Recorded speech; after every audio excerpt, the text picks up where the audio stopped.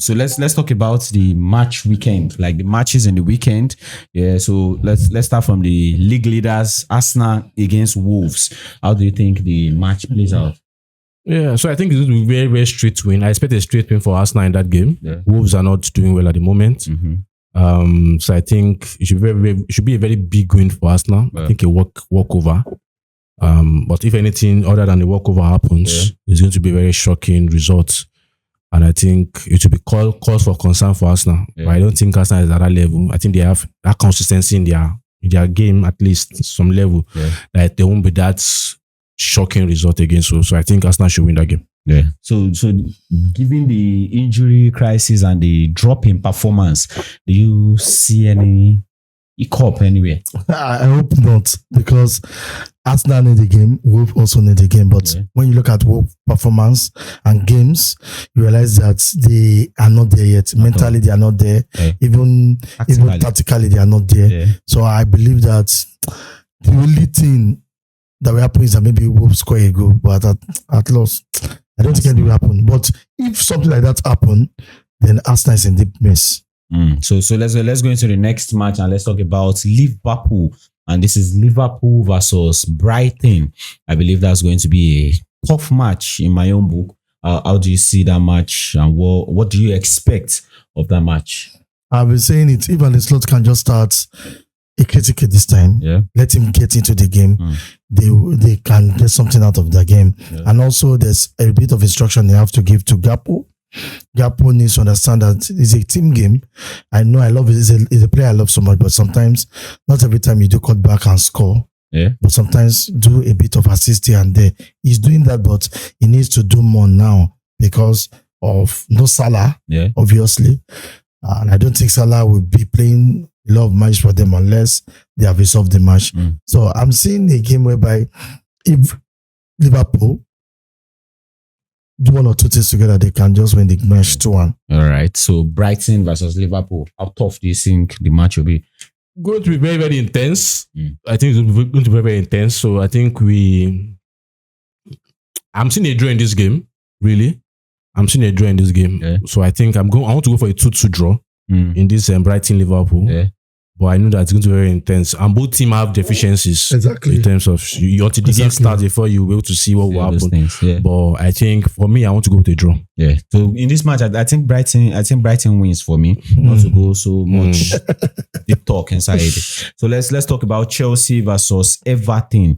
Chelsea having a bad form of games. How do you think they scale through this particular one?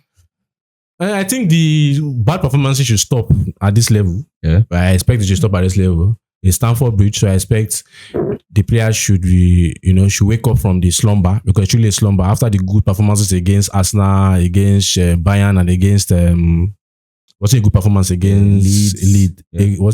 Leeds. They lost Leeds also, and Atlanta. Atlanta. So, but I feel that they should be, they should be back. They should be the stopgap. There should be a stopgap. So I expect it to be a stopgap. It's not going to be a very, very easy game because of the kind of team that Everton is.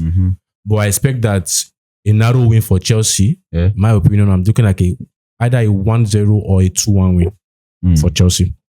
All right. So Chelsea Everton. I don't know. Moyes have this, maybe because of experience, about understand how to play a big team and perform. But the problem is that Everton, when they see big clubs, they tend to remember that they can fight well. And that's the problem with them. And Chelsea have to, I think Maresca have to tell his team, especially the defense line, that you don't let your opponent know that you have deficiency really. You may not be that good, but prove to them that you can be a bully. Prove to them that you can actually outsmart them too. So if all things be equal, hopefully Chelsea can build on the attack because they have more attack now and score more goals and everything. So I'm saying maybe a narrow win 2-1. Yeah, so for me, I just think this particular one is a game of mentality. Do all that you can do to get the win. And even with the absence of Moises Caicedo, puts us in a very bad space defensively. So I just think we should just gather your thoughts together. This is the most important game of the league. just win this one and get the 3 points, and then we'll walk up from there. So into the last match, which is Manchester United versus Bournemouth. How do you see this one? Tough game. Yeah. Very, very tough. Bournemouth is not an easy side. Yeah. We're going to need to be good from the first minute to the last minute. Again. We need to stop this habit of reducing the tempo after we scored the first goal. We must be there when we get the first goal. Let's go for the second goal. Yeah. It's Old Trafford, so I expect that Old Trafford. I expect we get a win because it has been long we got a win at Old Trafford. We've had a loss, we've had draw in our last game at Old Trafford, but I think in those games we cannot say we do not play well. Yeah. But sometimes it's just about getting the second goal against West Ham. It's about not being sloppy after the red card to Everton and just doing those little things. So I expect that it's a game that people expect that Bournemouth will beat us, and maybe that is the mentality that the players need to go get a win. So I want to stick with United. I'll go with a 2-1 win for United. Yeah. So what do you say about is Old Trafford an advantage? I'm not a fan of you have to Old Trafford's advantage, even though we know that fans always help teams too. But for me, I also see that Bournemouth are not the same team of last season. Yeah.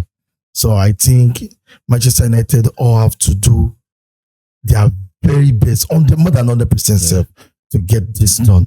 And Bournemouth also have a particular style of play that always haunts Manchester United season in, season out.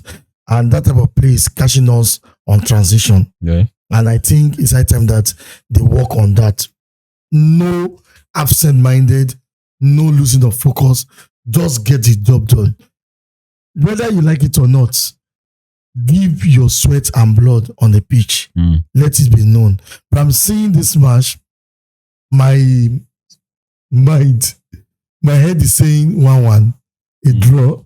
But my heart is saying maybe a narrow win for Manchester United. Glory Manchester United. Yeah, and this kind of matches are those matches where you just cannot really predict what will happen, because you're looking at Bournemouth's form. I think like 5 losses and 1 draw on the bounce. So there are those points when they now get to big team, you will believe you think they have been winning like 7 games. Yeah, now. So it's always going to be a very difficult one. So I just believe Manchester United has what it takes to get the win. If they can keep on playing for 90 minutes, don't reduce the tempo when you have gotten the first goal, get the first one, get the second one, and if the third, fourth, fifth comes, just keep on getting there. So guys, thank you very much for sticking with us. This is brought to you by Vertical Football, and please like, share and subscribe to this channel if you have not done that. Till we see you some other time. Namaste.